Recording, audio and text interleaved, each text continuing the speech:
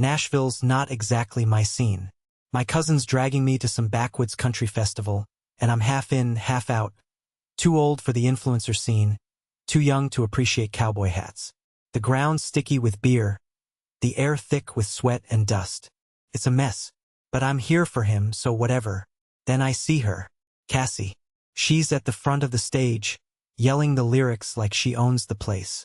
She's sharp, like she's been plucked out of a corporate boardroom, but she's got this energy, this magnetism, like she's running the show. This show, not some business meeting. There's a power about her, and it's not from the music. I squeeze my way through the crowd, sidling up next to her. I don't know why I introduce myself. Maybe it's the whiskey, maybe it's the way she lights up the air around her. Tyler Gant. Heavy machinery. She raises an eyebrow, half interested.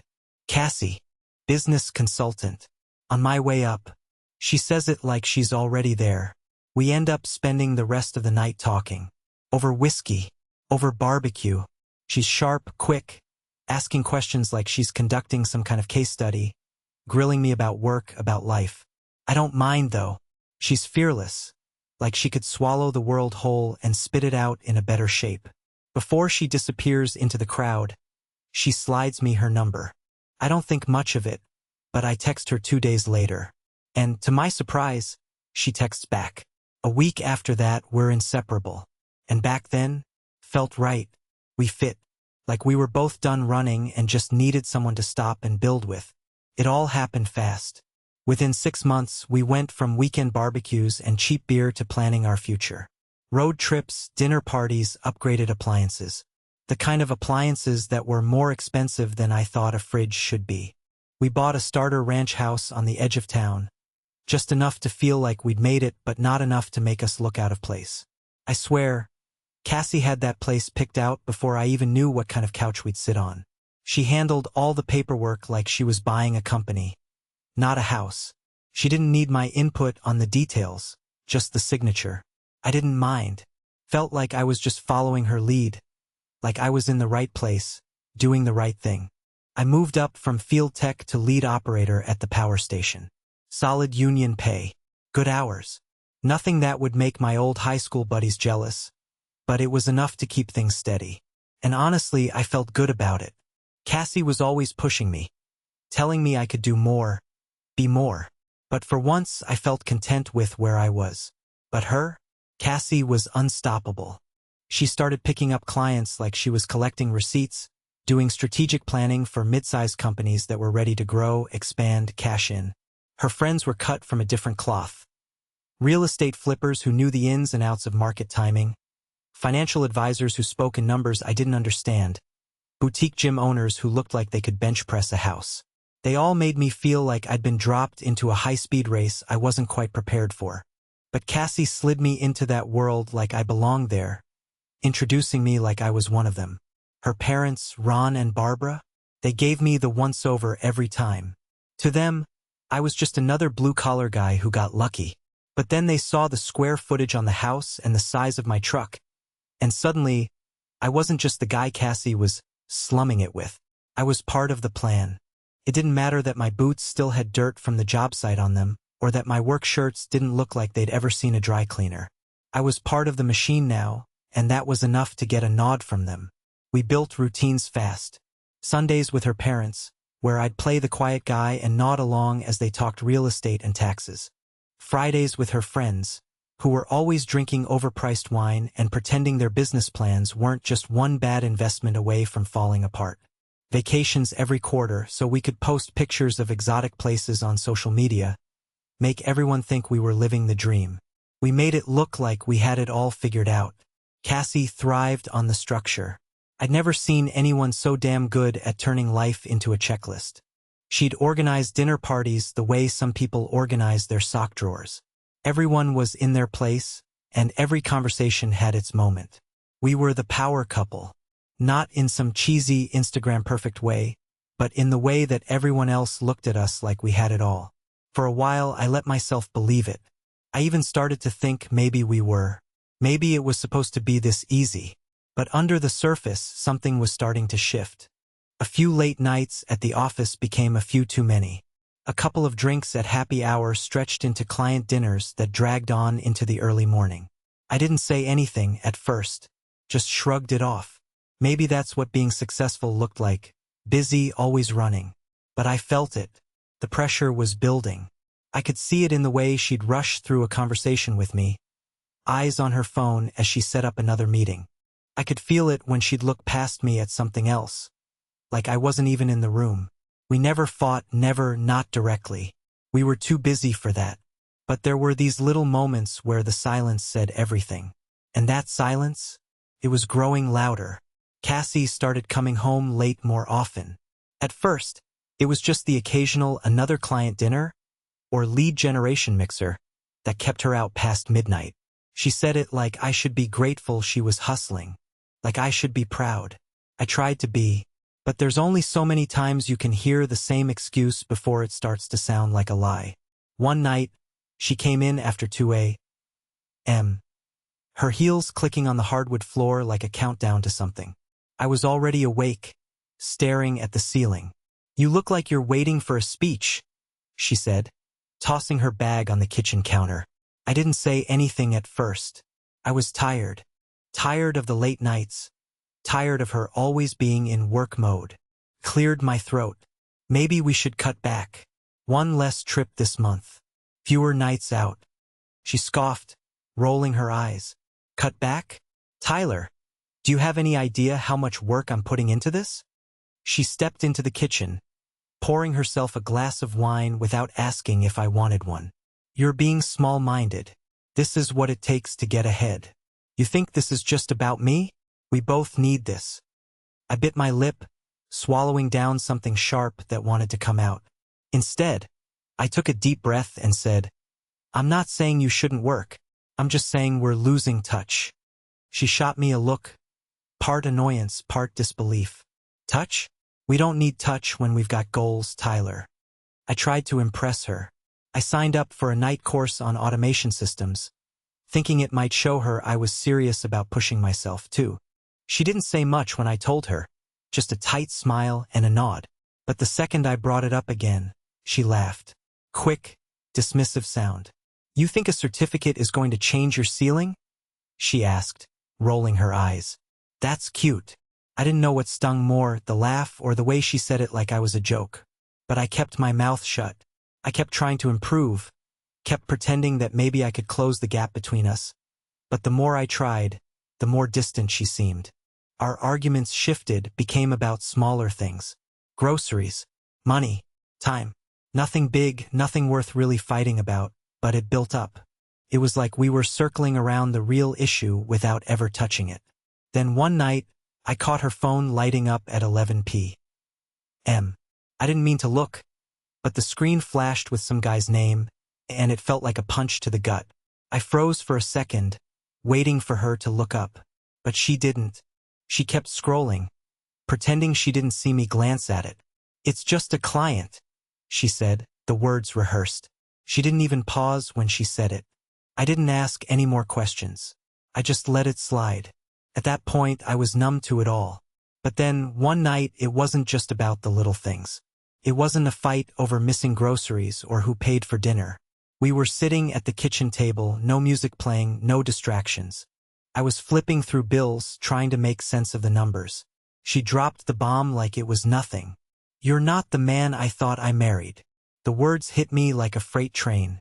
There was no warning, no build-up, just a blunt statement that sliced through the quiet of the room. I froze.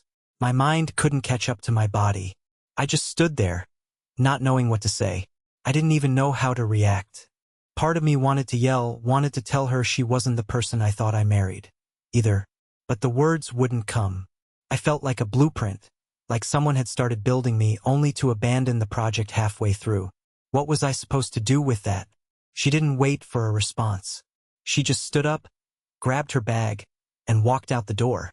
And I just stayed there, standing in the middle of a life I didn't recognize anymore. The news came on a Tuesday. They called it reorganization, but I knew what it meant: eliminated redundancy. They handed me my severance package like it was a receipt for a sale, not a life change. No sympathy, no apology. Just a handshake and a goodbye. I drove home with that knot in my stomach, trying to keep it together.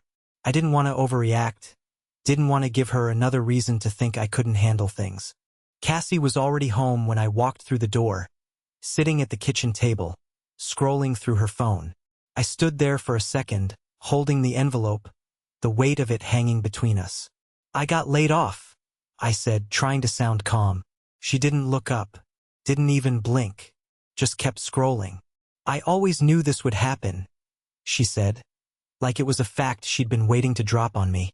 "You just don't think big enough, Tyler." There was nothing to say to that. I stood there, feeling smaller with every word. The days that followed were worse than the silence. Cassie started freezing me out. The quiet grew thick between us. She stopped talking about her day, stopped asking about mine. The little things that used to matter, they didn't anymore. When she spoke, it was clipped, distant, condescending even, like everything I did or said had become an afterthought. Even in our bedroom, things changed. What used to feel like a place to reconnect now felt like a Cold War zone. No more cuddling after a long day. No more lazy mornings. Just me lying there, pretending to sleep while she turned away from me, the back of her head facing me like I was the enemy. I started noticing the way she talked to her friends. She'd tell them how hard everything was, how much she had to carry. Poor Cassie, stuck with a guy who peaked at 35, not knowing how to keep up. How she was making the best of it while I stagnated. I overheard bits and pieces when she thought I wasn't listening, and it felt like a punch to the gut every time. Part of me wanted to scream, tell her about the damn patent I had in my back pocket, something I'd been working on in my garage when I couldn't sleep. I'd built it from nothing, using spare parts and coffee-fueled nights, an equipment safety device, one that could detect motor fatigue before a failure. Could save companies millions, make me a name in the industry. But I didn't tell her. Something in her face made it clear she wasn't interested in hearing it. Not now. She wasn't looking at me like I was part of her future anymore. She was looking at me like a mistake she was trying to find a way out of. So I kept my mouth shut. I focused on the long hours, the nights I spent tinkering, building my idea into something real. Something that could change everything. And I started making moves on my own, small, quiet ones. I didn't need Cassie's approval anymore. I didn't need anyone's. I had a plan now. And for the first time in a long time, I had something that felt like mine. I didn't waste time. The day after Cassie's comment, I called Warren. He was my old union mentor, a guy who'd been around the block a few times. Now he was a private manufacturing consultant. I figured he'd know what to do with my idea. I laid it out for him, my safety tech, what it could do. Warren didn't blink. "Tyler, you're sitting on a gold mine. Don't screw this up." He didn't need to say much more. Within a week, he'd lined up buyers. Not just one, but 3 companies fighting over it. I didn't even know how to process that. A year ago, I was just a guy working the field, fixing machines. Now I was about to turn that whole thing into a business. I needed help. I called Jolene Navarro, the estate attorney who'd helped me with my mom's will years back. She was sharp, knew the ins and outs of legal stuff, and I trusted her. I told her what I had in mind. She hooked me up with a tax lawyer and a business advisor. We set up an LLC, Eastwood Mechanics. I moved the patent into it, and from there, Jolene helped me create a family trust. On paper, I didn't own anything. I wasn't on any documents. My name wasn't anywhere. It was clean, smart. Meanwhile, Cassie?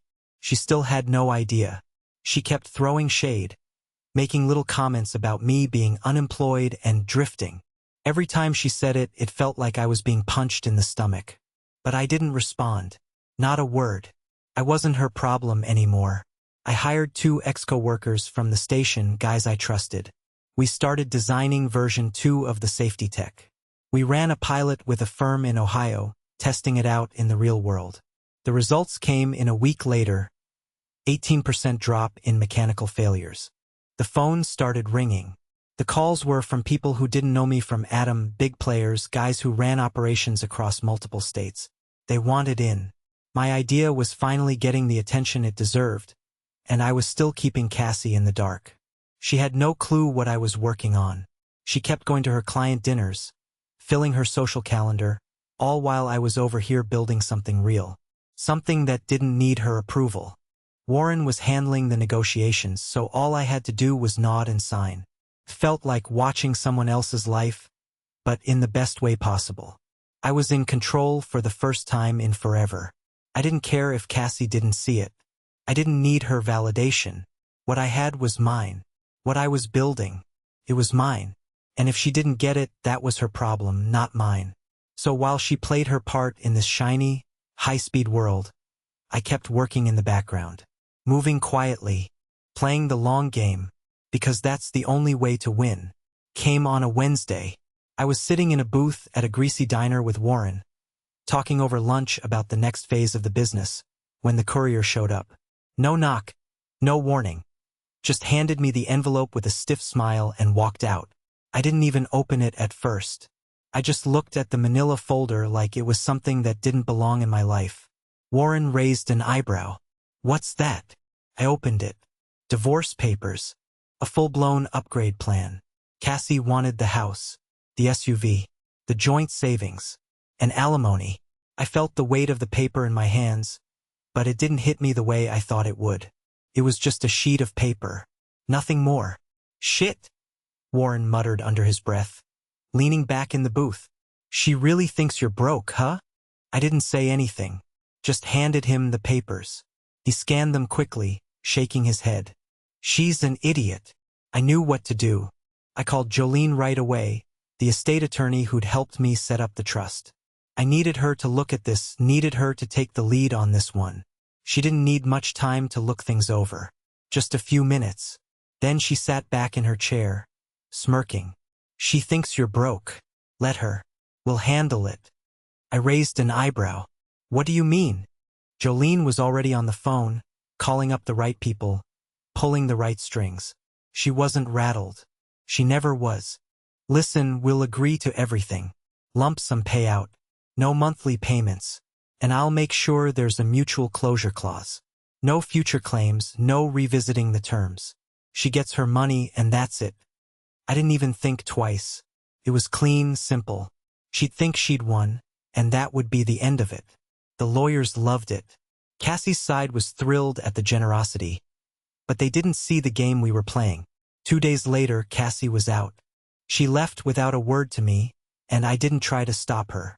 She packed up her things, made sure everything was hers, and drove away in the SUV she thought she'd keep. The next day, I saw her post a selfie from some rooftop bar, smiling like she'd just won the Super Bowl. The caption? Something about new beginnings. I didn't care. I didn't need to care. I moved into a one-bedroom above a diesel repair shop outside of town. The place smelled like oil and burnt coffee, but it was quiet. No more noise. No more pretending. The best part? I finally slept. Not just napped, not just passed out from exhaustion, but slept. For the first time in years, I slept straight through the night, the kind of sleep where you wake up in the morning and feel like you've actually rested. It was a small place, barely enough space to stretch out in, but it was mine. Everything in that little room was mine. I could close the door, shut out the rest of the world, and not feel like I was under someone else's thumb. It was the first real peace I'd had in a long time, and as weird as it sounds, I felt lighter. The first morning there, I sat with a cup of coffee on the loading dock, watching the sun rise over the old repair shop. The guys started calling it the boardroom, like we were making plans to take over the world. I didn't correct them. Felt good. The way things were moving now.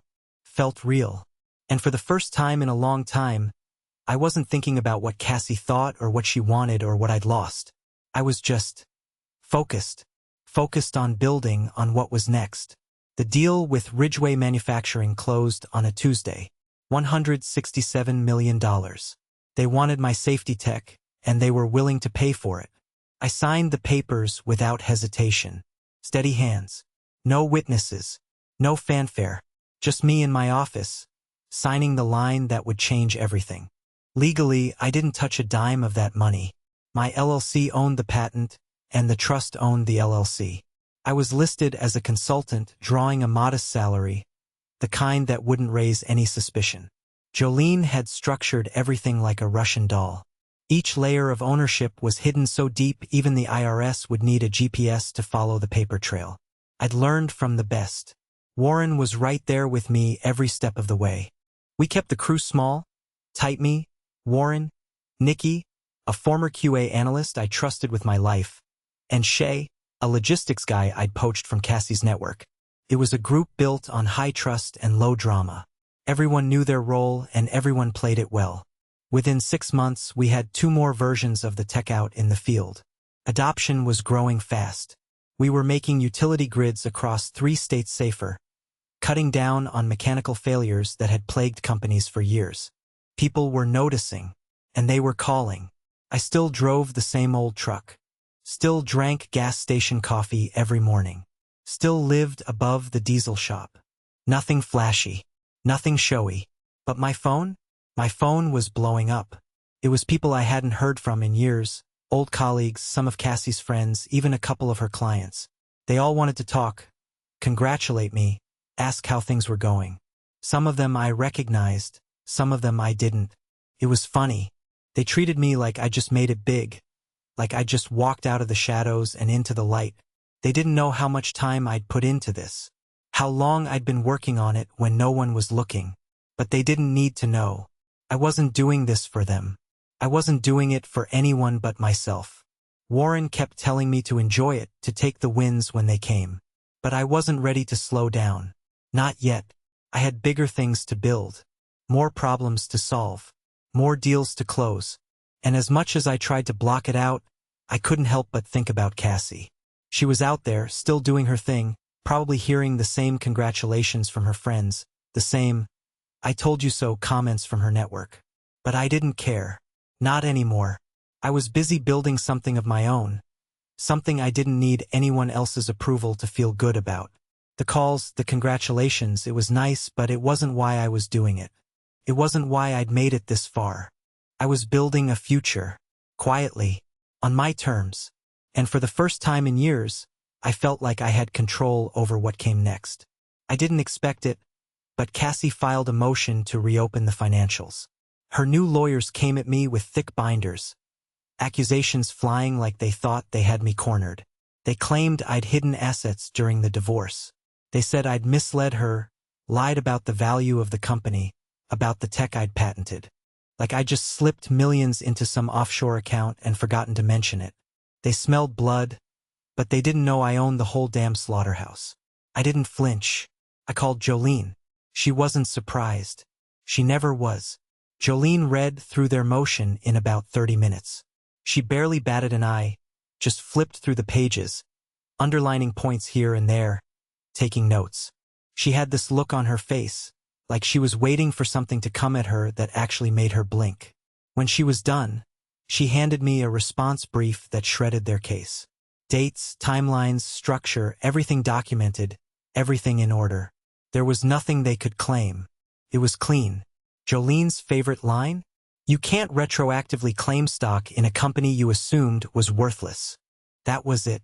The whole thing. We filed it, and within days the judge called for a hearing. Cassie's lawyers were confident, throwing around buzzwords like they had a slam dunk. But Jolene wasn't worried.